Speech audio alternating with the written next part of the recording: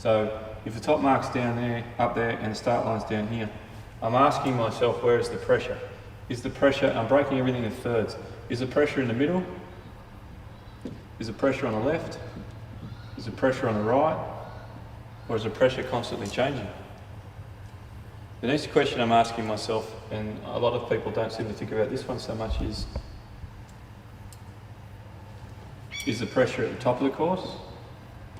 Is it at the bottom of the course? Or is it in the centre of the course? I need to know that information because that's going to tell me a rough plan of where I want to go. So for example, if the pressure's on the left, I'm obviously going to go left. If the pressure's on the right, I'm going to go right. That part's pretty easy. If the pressure's flowing down the middle of the course, I'm going to work in the middle of the course. But when I look at this, quite often you might see a top buoy that's tucked in close to a mountain, which means the top half of the course might be quite light in this region up here. So I want to spend the shortest amount of time in that top region up there, which means I might take a tack and take a long tack across the course before I jump into there, take a short one and get back through. So I still need to know where's the pressure on the course, because I want to spend most of my time where the pressure is, because pressure is speed, obviously. That one's pretty simple. So the first thing I'm doing my homework on is pressure. Where's the pressure on the course? What's the pressure doing? I think most people can understand that, and most people can see pressure. They might not understand what it's doing, but they can see pressure. So that's my first part of my homework. Find out what's going on the course. The second one, I've got a compass in my boat. These days I have spent a bit more money. I've got one of those tactic things because they're so easy to read. I'm now going to go out in the course and I'm going to go and take some measurements on what the breeze is doing, because that's going to tell me one of two things. So the first thing I'm doing is pressure. The second thing I'm doing is direction or compass numbers. So you'll see me sailing various sections of the course on both tacks trying to work out what's going on. So with my compass, the first thing I'm trying to do is work out, is the breeze oscillating? So is the breeze going from here to here to here to here? And if so, how big is it doing? If it's not oscillating, it's being what's called a persistent shift. Persistent. Hopefully my spelling's good this regatta. Persistent shift means the breeze might start here and out, half an hour later it might be there, half an hour later it might be there, half an hour later it might be there, half an hour later it might be there. Because that's going to determine what I'm going to do on the course. Now, if I've got an oscillating breeze, I'm going to tend to stay towards the middle of my racetrack. If I've got a persistent breeze, I am going this way first. So I'm going to sail towards the knot on a persistent shift. So if it's from the left, I'm going to go left hard to start with straight off the start line. If it's from the right, I'm going to go right hard to start with straight off the start line. So there's another clue on which way I might go off the course. Compass will tell me that. Sometimes on a racetrack, you get tricked if you don't have a compass on board, so it's really handy to have one on board. So persistent and oscillating is going to determine what I'm going to do. A really simple way to look at it is, if the breeze is oscillating, sail a long tack first. The one pointing closest to the buoy. But if it's a persistent breeze, no, sail the short tack first. If you think about it, logic will tell you why to do it. I'll let you guys work that one out for yourself, but there's a couple of hints there. So I'll start looking at direction. Now I'm going to complicate direction here for a second.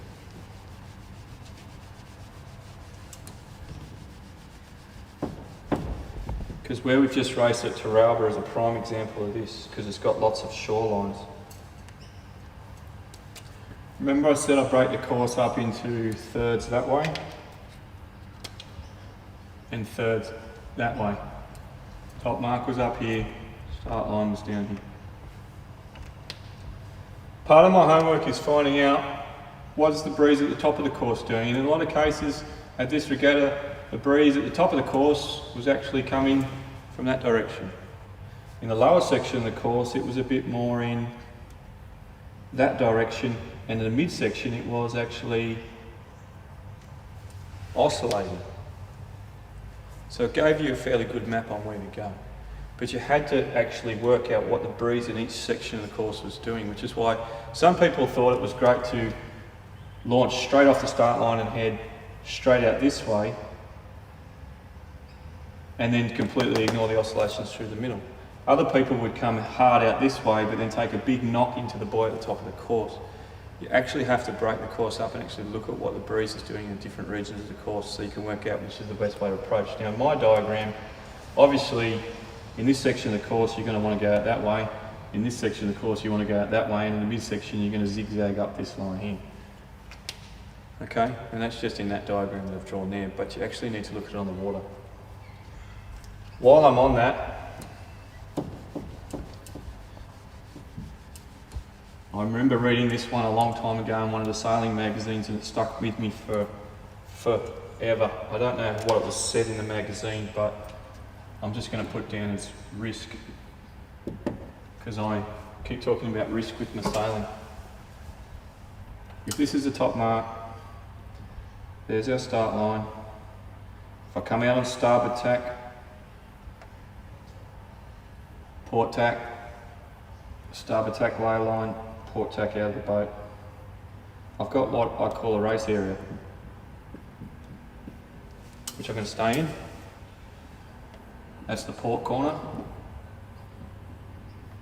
Population, hopefully nobody. That's the starboard corner. Top mark. And think about your persistent shift and your oscillating breeze here for a second. If that's my race area, how much risk am I willing to take? If I believe this port corner is 100% going to be a persistent shift to that corner, what am I going to do? I'm going to sail pretty much to that corner because I know in my head it's 100% the way to go. Now, how often in sailing are you 100% sure of where you should go? I'm not. I'm never 100% sure. I can tell you now that if I believe that that left-hand corner is the way to go, I'm still only going to go to the, okay, there's my 50% line, 75% line, 25% line. And if I take that line up into there, you can see we're going to start getting regions of risk. Here's our 50 on the other side, 25, 75.